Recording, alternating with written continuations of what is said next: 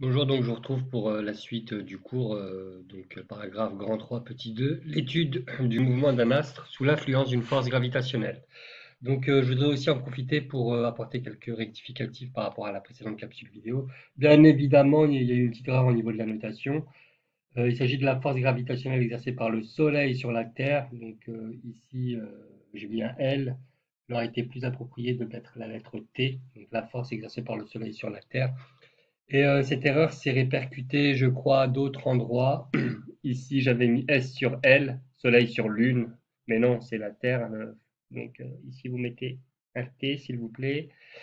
Et c'était apparu aussi à cet endroit-là, la force gravitationnelle exercée par le Soleil sur la Terre. Voilà, quelques petites erreurs donc à rectifier. Je poursuis, on poursuit l'étude, hein, l'étude du mouvement de la Terre par rapport au Soleil dans le référentiel héliocentrique avec une trajectoire circulaire.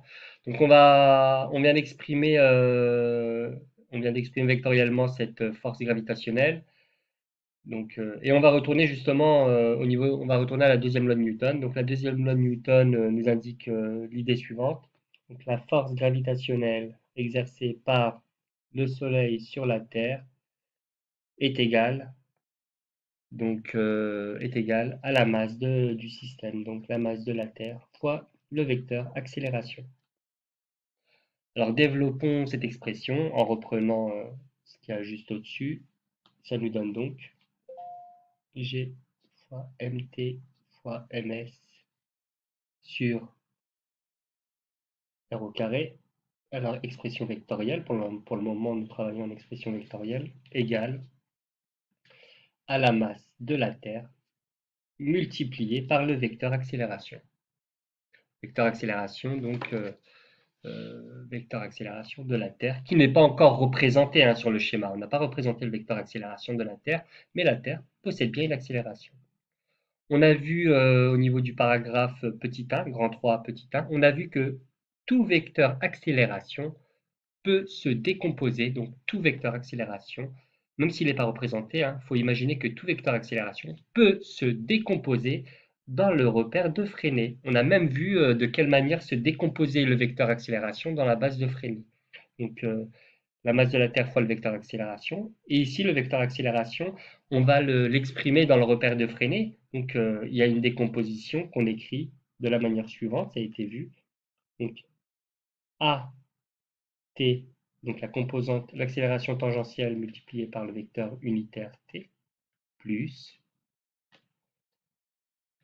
l'accélération normale multipliée par le vecteur unitaire normal. Donc, je répète, c'est très très important, tout vecteur accélération dans n'importe quelle étude, n'importe quel mouvement, il est toujours possible d'exprimer le vecteur accélération dans le repère de Freinet sous cette forme-là.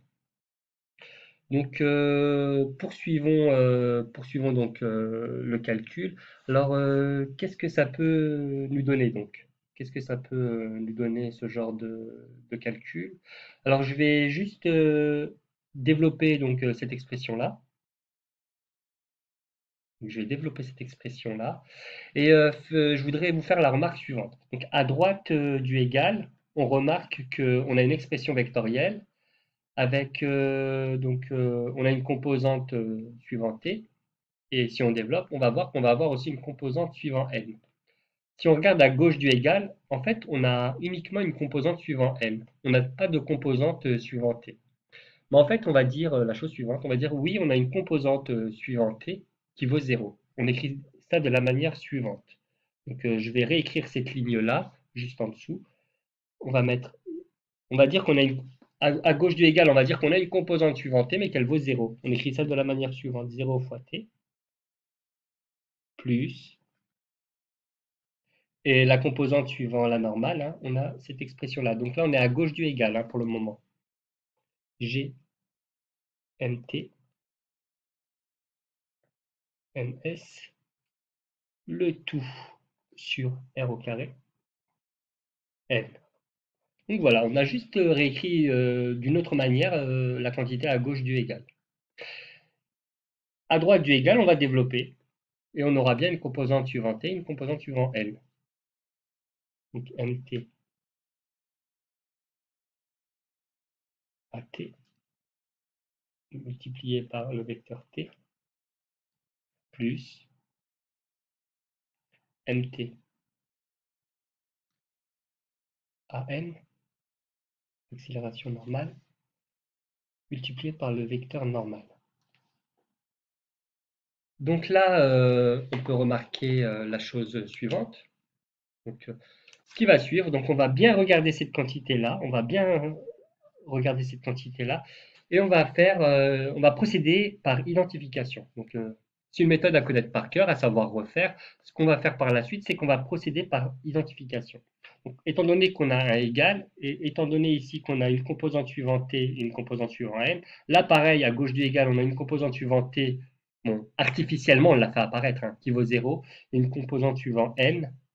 On va procéder par identification et en fait dire que ces quantités sont égales si et seulement si chacune des composantes est égale sur chacun des axes. Donc de manière assez simple, on va dire que la quantité, donc cette égalité existe, ça signifie que la quantité que j'encadre en rouge là ici, la composante suivant n, et la composante suivant n ici à gauche du égal, forcément ces quantités-là sont égales. Je vais prendre une autre couleur. La composante suivante t, ici, et la composante suivante t sont égales. Voilà, donc ça c'est effectivement, alors on ne voit pas très bien sur la vidéo, mais c'est en vert. Donc c'est ce qu'on va écrire par la suite, hein. On va procéder par identification. On va dire que chacune des composantes est égale pour que l'ensemble des quantités soit égales. Donc par identification, l'accélération normale à n, donc on va l'exprimer. On va l'exprimer ici. Là. Alors, qu'est-ce qu'on a le droit d'écrire du coup? On va l'accélération normale. Donc, alors je remets ici pour pas que voilà. Donc l'accélération normale, on va égaliser ces deux quantités-là. On va dire qu'elles sont égales. Donc ça donne la chose suivante. Ça donne g m t ms sur r au carré n. Non, on n'a plus besoin de mettre le n. C'est uniquement les composantes qu'on égalise. Là, désormais, on va travailler en quantité non vectorielle. Est égal à mt à m, accélération normale. De ce fait, alors je remets la feuille, hein. Donc là, on vient d'égaliser la composante normale. Là, du coup, on va pouvoir simplifier. On a mt et mt, hop et hop. Et donc, ça nous donne une expression de l'accélération normale, hein. On a l'accélération normale qui est égale à g ms. Alors, c'est des multipliés, hein, je ne mets plus le signe multiplié, sur r au carré. Alors, désormais, on va faire la même chose, hein, pour l'accélération tangentielle. Donc, voilà, suivant t à droite du égal, et ici, suivant t, on a fait apparaître artificiellement une composante suivant t qui vaut 0. Donc, on va dire que on va pouvoir écrire la chose suivante en égalisant ces deux composantes. On va pouvoir dire que 0 égale mt à t, l'accélération tangentielle. Et ainsi, on va pouvoir avoir une expression de l'accélération tangentielle, hein. Donc, en passant le mt de l'autre côté, etc. On a une accélération tangentielle, finalement. On démontre que l'accélération tangentielle vaut 0. Or, on a vu au niveau du paragraphe grand 1, on a vu que l'accélération tangentielle, enfin, lorsqu'on décomposait une accélération dans le repère de Freinet, donc on avait toujours une accélération tangentielle et une accélération normale, et on avait même une formule qui permettait d'exprimer l'accélération tangentielle, formule à connaître par cœur. L'accélération tangentielle dans le repère de Freinet est toujours égale à dv sur dt. Alors il ne s'agit pas donc on voit que c'est homogène, hein. Expression non vectorielle, c'est très très important. Du coup, dans l'étude qu'on vient de mener, on vient de démontrer que l'accélération tangentielle vaut 0. Donc ça veut dire que dv sur dt vaut 0. Et donc dire que la dérivée de la vitesse par rapport au temps vaut 0, ça veut dire que la vitesse, donc une quantité quand on la dérive, si elle vaut 0, cette quantité était une constante. Donc ça veut dire que la valeur de la vitesse, donc attention, on est en expression non vectorielle, hein, on peut juste tirer des conclusions sur des grandeurs non vectorielles. Donc la valeur de la vitesse, qui est égale aussi à la norme hein, du vecteur vitesse, on peut dire que c'est une constante.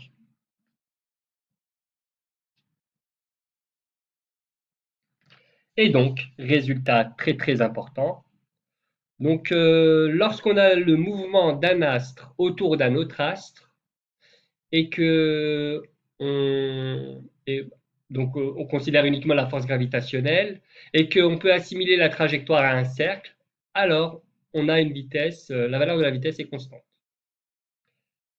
Donc ici, ainsi nous venons de démontrer que si la trajectoire d'un objet en orbite gravitationnelle est circulaire, alors ce mouvement est nécessairement uniforme, c'est-à-dire que la valeur de sa vitesse reste constante. Attention, c'est uniquement la valeur de la vitesse qui reste constante. Alors la situation, on va dessiner le soleil ici de manière simplifiée, schématique. Hop.